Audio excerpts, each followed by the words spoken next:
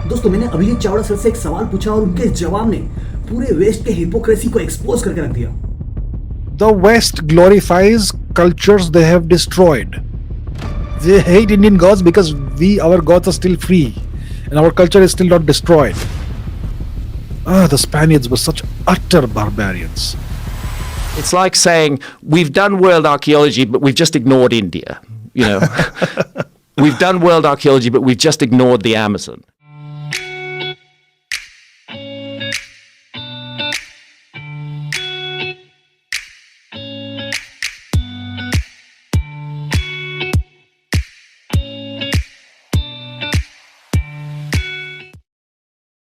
देखो बचपन से हम हॉलीवुड सीरीज और मूवीज देखते हुए बड़े हुए हैं और हमारा जो स्कूलिंग बोलो या इंजीनियरिंग बोलो वो सारा का सारा इंग्लिश मीडियम से हुआ है। और इन सालों में मैंने एक पैटर्न नोटिस किया है और वो पैटर्न है वेस्ट का हमारे ऊपर सॉफ्ट इन्फ्लुएंस करना। फॉर एग्जांपल स्कूलिंग में, सोसाइटी में, मीडिया इंडस्ट्री में और अन्य अनेक सेक्टर्स में वेस्ट के इन्फ्लुएंस हमें देखने को मिलता है। एक्चुअली में ये कोई शॉकिंग बात भी नहीं है, क्योंकि अगर आप देखोगे अगर कोई सुपर पावर नेशन है वो चाहेगा कि अपना जो सॉफ्ट इन्फ्लुएंस है छोटे छोटे नेशंस में स्प्रेड करते रहे और अपना डोमिनेंस जमाए रखे। एग्जांपल अमेरिका की तो बात छोड़ ही देते हैं, अभी आप चाइना का देखो, चाइना भी इन्फ्लुएंस कर रहा है काफी सारे छोटे छोटे नेशंस में। रशिया ने भी किया था। जब इमेजिन यूएसएसआर थे और उनके अलाइड फोर्स जो भी थे वो सब भी वही करते थे और जर्मन भी वही किए थे।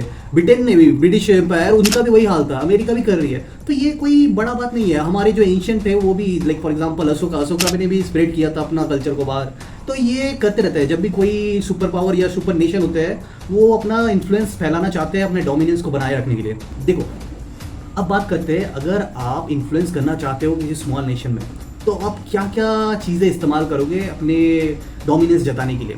आइदर आप उनको रिलीजियसली कन्वर्ट करना चाहोगे, या आपका कोई यूनिक कल्चर है आप उसको स्प्रेड करोगे, या आपके पास कुछ रिसोर्सेस है, एसेट है, तो उसको मतलब बेच के मार्केटिंग करके कुछ ना कुछ तरीके से आप चाहोगे कि आपका जो इन्फ्लुएंस है स्मॉल नेशन में बना रहे और वो आप पे डिपेंडेंट हो जाए।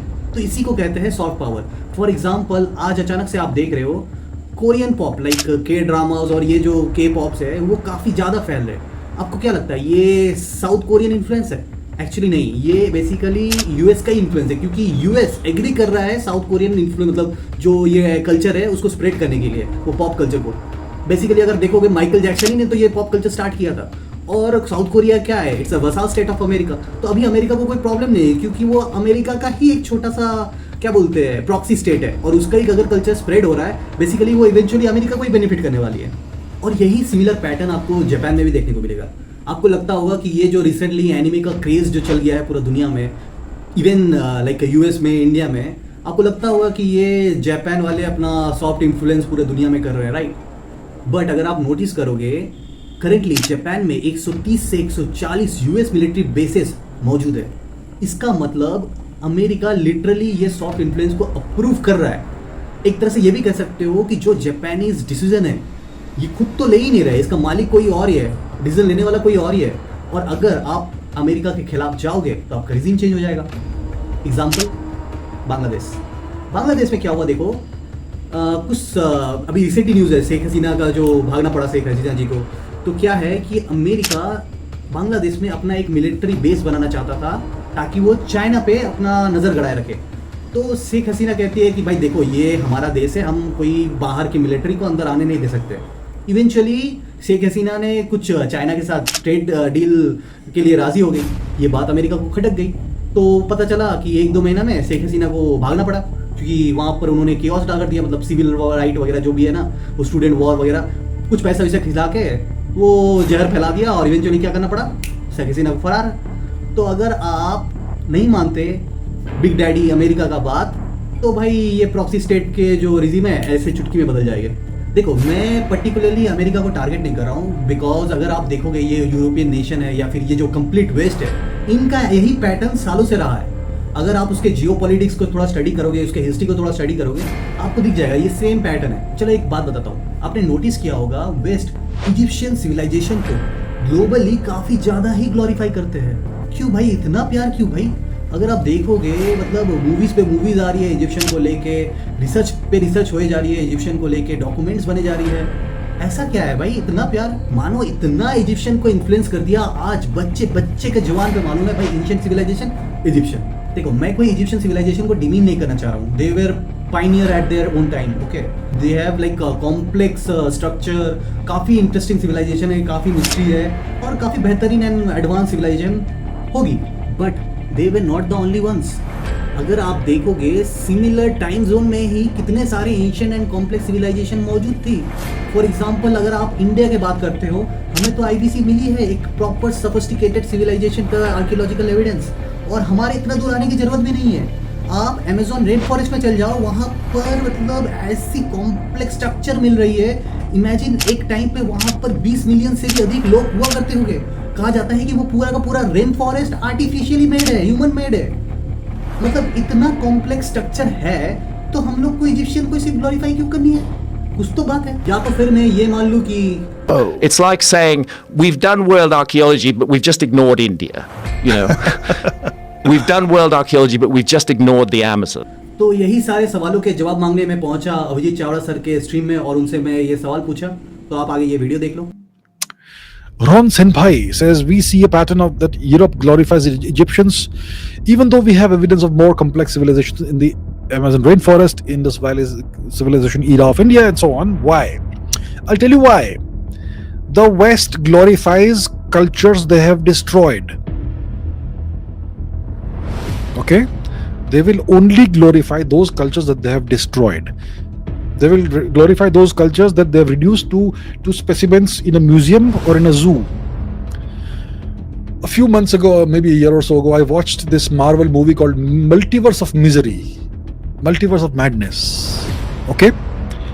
In which there was this scene, I think it's one of these Marvel movies, I think it was Multiverse of whatever, in which there's a scene in which Thor, they've depicted Thor as a loser, alcoholic kind of person. Thor is Indra, by the way, okay? So they've depicted Thor going into a conference of all the gods in the world.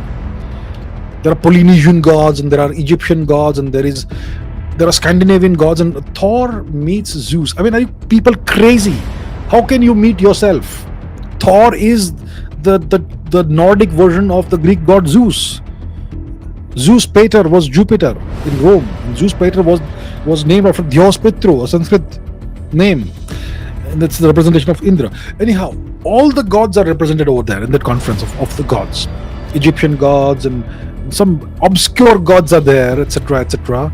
But you will not see a single Indian god there. Why? Because they hate Indian gods, because our gods are still free and our culture is still not destroyed. So they will extol the virtues of all the cultures they have destroyed. But they will not do that for Indian gods. Amazon rainforest, that's another example, but they destroyed the cultures of the Amazon region so thoroughly that nothing survives. We don't even know the names of their gods and so on. They destroyed it so thoroughly, the Spaniards. The Spaniards were such utter barbarians. Anyhow. Yeah, like in the video, Abhijit Chavra sir has said, west की यही है hypocrisy. पहले तो ये जितने भी ancient civilisation है उनको उनके रूट से डिस्ट्रॉय कर देना, फिर उनके जो नॉलेज है, उनके जो वेल्थ है, उसको अपने ऊपर एब्जॉर्ब करके अपने कंट्री को, अपने नेशन को डेवलप बनाना, और इवेंचुअली उनके जो छोटे मोटे कुछ आर्टिफैक्ट को खोज के अपने म्यूजियम में ये दिखाना, कि ये डेमोन्स्ट्रेट करना कि देखो भाई हम कितने महान देश है, हम लॉस्ट सिविलाइजेशन को आर्कियोलॉजिकली डिगअप करके हम दुनिया के सामने प्रेजेंट कर रहे हैं। बेसिकली ये भी एक तरह का सॉफ्ट इन्फ्लुएंस है, ये जताना कि हम टेक्नोलॉजिकली कितने ज़्यादा एडवांस है, हम मिलिट्रीली कितना एडवांस है, हम आर्कियोलॉजिकली कितना एडवांस है। This is just the game west always has been playing. देखो प्रॉब्लम मुझे इनके इस गेम से है ही नहीं, जो करना है इसे करने दो, बट प्रॉब्लम यहाँ ये हो जाती है जब ये आर्कियोलॉजी की बात करते हैं और कहते हैं कि मैंने पूरे दुनिया का आर्कियोलॉजी करके रखा है, मैं सबका ठेका लेके रखा हूँ, मुझसे ज़्यादा आर्कियोलॉजिकली कोई एडवांस है ही नहीं। लेकिन जब आर्कियोलॉजिकली करने की बात होती है, ये अपना सिलेक्टिव आर्कियोलॉजी करते हैं। फॉर एग्जांपल हमारे इंडियन में कितने सारे ऐसे एंशिएंट एविडेंसेस मिल रहे हैं, क्या किसी वेस्ट को इंटरेस्ट भी है उसको एक्चुअली में खोजने की, या फिर अमेजॉन रेन फॉरेस्ट में कितने सारे आर्कियोलॉजिकल एविडेंस मिल रहे हैं, इंडोनेशिया में मिल रहे हैं, रशिया में मिल रहे हैं, उनको जाना ही नहीं है, मतलब ही नहीं है। उनको बस मतलब है कि उनके जो एक दो चुनिंदा सिविलाइजेशन है ये उसी के साथ गेम खेलते रहेंगे। हम जब इंडिया की बात करेंगे आर्यन इन्वेजन, आर्यन माइग्रेशन, भाई उसको आर्यन इन्वेजन, आर्यन माइग्रेशन के अलावा कुछ दिखता ही नहीं है भाई। अगर माइग्रेशन हो, अगर इन्वेजन हो, एविडेंस तो खोज के निकाल मेरे भाई, एविडेंस कहाँ है?